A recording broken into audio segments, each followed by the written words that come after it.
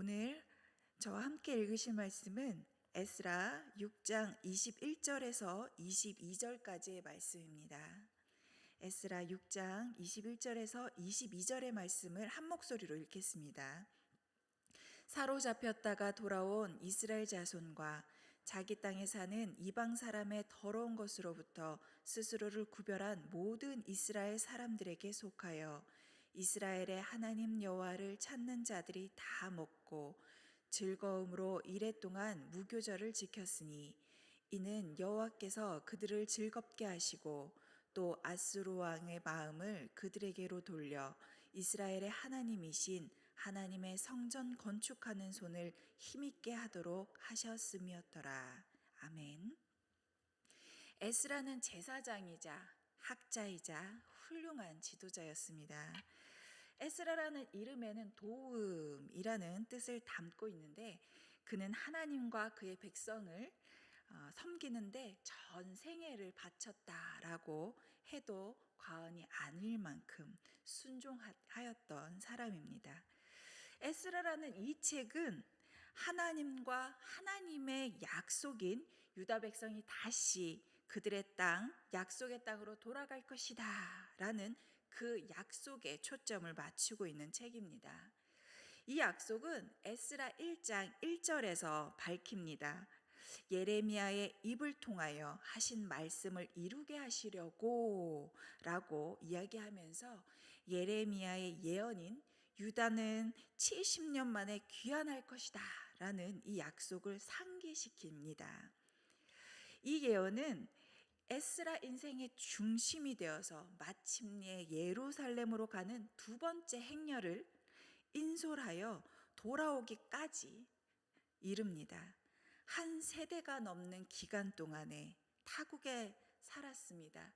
에스라가 제사장이자 학자이자 훌륭한 지도자가 되기까지는 아마 그 타국에서 이루어 놓은 것도 많고 가진 것도 많고 어쩌면 그곳에서 산다면 더 편안하고 안락한 삶을 살 수 있었겠지만 그는 하나님의 약속을 꼭 붙들고 살았기 때문에 주저없이 유다를 향하여 귀환하는 선두에 서서 순종할 수 있었습니다. 에스라라는 이 책은 1장에서 6장 그리고 7장에서 10장 이렇게 두 부분으로 나뉩니다. 1장에서 6장까지는 첫 번째 여정의 지도자로 스룹바벨과 4만 명이 좀 넘는 귀한 자들이 함께 고향으로 돌아와서 제단을 세우고 성전의 토대를 놓기 시작합니다. 이게 참 잘 이루어졌으면 너무도 좋았을 텐데 그 지역에 사는 거주민들의 반발로 그리고 방해로 인해서 그 공사는 중단되었습니다. 이 중단된 기간 동안에 예언자 학개와 스가랴를 통해서 백성들을 격려하였고 마침내 다리오에 의해 공사가 다시 진행될 수 있도록 조서가 내려졌습니다. 스룹바벨과 함께 돌아왔던 유대인들은 바벨론에서 고향으로 돌아오는 이 험하고 먼 길을 감수하고까지 귀환하여서 유다라는 나라를 회복시키려고 애를 썼습니다. 이 유다라는 나라의 회복의 상징은 바로 성전을 건축하는 겁니다. 성전을 온갖 어려움 속에서도 재건하는 이 내용을 담은 부분이 바로 1장에서 6장까지의 내용입니다. 그리고 우리가 함께 읽으신 말씀은 이 6장의 제일 마지막 부분, 끝부분인 유대인들이 돌아온 후에 첫 유월절을 지킨다라는 내용으로 이 1장에서 6장까지의 첫 부분을 맺고 있습니다. 다시 고향으로 돌아온 귀향민들에게 나라의 완전한 회복과 이 민족의 정체성과 같은 이 예루살렘 성전을 재건하는 일은 정말로 귀한 일이었습니다. 꼭 해야 하는 일이었지요. 그러니 그들이 성전 봉헌식을 드릴 때 그들의 마음에는 이제 나라가 회복되었구나. 나라를 다시 찾았구나. 라는 이 감격이 얼마나 컸을까요? 그들은 이 성전 봉헌식을 드릴 때 이스라엘 전체를 위해서 속죄제를 하나님께 올려드렸습니다. 하나님께 이 속죄제를 드림으로써 그들의 부정을 씻었고 제사장을 세워서 유대 민족이 다시 하나님을 섬기겠다라고 다짐을 했습니다. 성전이 재건되기까지 오랜 세월이 흐르는 동안 바벨론으로 잡혀갔던 이들도 있었지만 잡혀가지 않고 남아 있었던 이들도 있었습니다. 남아 있던 이들 가운데 하나님을 섬기지만 그들과 함께하는 이 이방인들이 믿는 신들을 그냥 그대로 함께 섬겼던 이들도 있습니다. 이런 거지요. 제가 아는 집사님은 참 고민이 있으셔요. 뭐냐면 시어머님이 교회 권사로 너무도 교회 일에도 적극적으로 잘 섬기시고 예배 드리는 것도 너무 기뻐하신답니다. 그런데 또 집안의 제사는 그렇게 꼬박꼬박 드리신대요.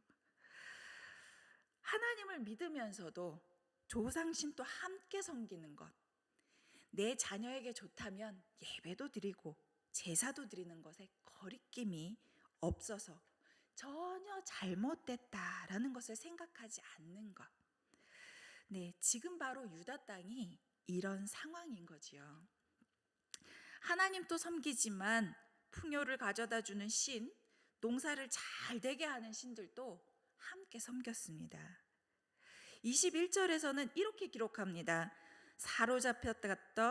사로잡혔다가 돌아온 이스라엘 자손과 자기 땅에 사는 이방 사람들의 더러운 것으로부터 스스로를 구별한 모든 이스라엘 사람들, 돌아온 사람들이나 남아있던 사람들이나 그동안 이방인들과 섞여 살았기 때문에 그들의 신앙을 너무도 자연스럽게 받아들였습니다. 이제는 하나님 외에 다른 신을 섬기지 않겠다라고 구별했습니다. 다른 신에게 올렸던 정성, 다른 신을 위해 행했던 행위, 이 더러움, 마음의 더러움을 인정하고 그것을 스스로 끊고 구별하여서 하나님의 절기인 유월절에 참여하였습니다. 하나님께서 가증스럽게 여기시는 우상을 끊어버리고 하나님의 새 성전에서 드리는 이 첫 유월절에 참여함으로 기쁨을 누렸습니다. 하나님이 애굽의 속박에서 이스라엘을 구원하신 것을 기념하는 절기가 바로 유월절이지요. 하나님이 하나님을 알지 못하는 타국의 왕들의 마음을 움직여서 다시 고향으로 돌아오게 하셨고 이제는 허물어졌던 새 성전에서 유월절을 지킬 수 있게 되었습니다. 그들은 하나님의 그 구원의 은혜를 다시 한 번 더 누릴 수 있게 되었죠. 자신을 억압하는 그 힘 있는 왕마저도 하나님께서는 밑에서 부리십니다. 그래서 그들에게 자유를 주셨고 구원을 베푸시는 하나님의 은혜를 누리는 시간이었습니다. 그런데 그 구원의 기쁨은 모두가 누릴 수 있는 것이 아닙니다. 유월절 어린 양의 피가 문설주에 발렸을 때 죽음이 지나갔듯이 하나님의 말씀이 진짜다라고 믿는 이들, 믿기 때문에 순종하는 이들에게 주어지는 기쁨이 바로 구원입니다. 돌아온 이들, 계속 그곳에서 살았던 이들이 유월절의 기쁨을 누릴 수 있는 단 한 가지 조건은 더러운 것을 스스로 구별하는 것입니다. 바로 하나님과 겸하여 섬기던 것, 없으면 안 될 것 같아서 꽉 붙들고 있던 것, 자신의 마음에 높이 올려놓았던 것들을 과감히 버리는 것입니다. 자신들의 부정을 분별하여 내고 그 분별한 것을 버리고 하나님 앞에서 정결함으로 돌이켜 나아가는 것, 이것이 기쁨의 잔치에 참여할 수 있는 단 한 가지 조건입니다. 그들은 이 이래 동안 무교절을 지키며 즐거움을 누렸습니다. 그런데 이 절기를 통해서 하나님을 즐겁게 해드렸다, 이게 아닙니다. 하나님을 즐겁게 해드린 게 아니라 하나님이 그들을 즐겁게 하셨다, 이렇게 기록합니다.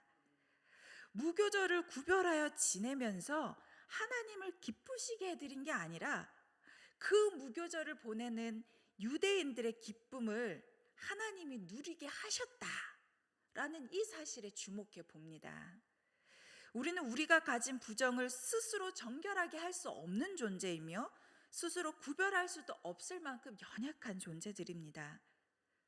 스스로 구별했다 하더라도 스스로를 깨끗하게 정결하게 할 수 없습니다.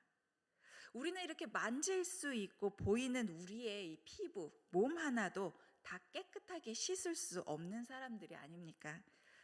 등을 내 손으로 다 시원하게 밀 수 있는 사람이 있습니까? 다른 이의 손을 빌려야 시원하게 밀 수 있지요. 깨끗하게 할 수 있습니다. 이런 우리가 하나님께 드릴 게 많겠습니까? 하나님이 우리에게 주시는 게 더 많겠습니까? 저만 해도 이 말씀을 묵상하면서 문득 내가 하나님께 드린 게 뭐가 있을까? 이 생각을 한번 해봤습니다. 아무리 생각해도 아무것도 없더라고요. 하나님께 나는 즐거움을 드린다고 생각을 했는데 사실 하나님께 내가 드리는 즐거움보다 내가 하나님으로부터 받는 기쁨이 너무 다 그냥 크다를 넘어서서 그냥 다구나 라는 사실을 알게 됩니다. 하나님은 자기 백성의 기쁨을 누릴 수 있기를 원하시는 분입니다. 그 잔치에 모두 참여했으면 좋겠다 하시는 분이 바로 하나님이십니다.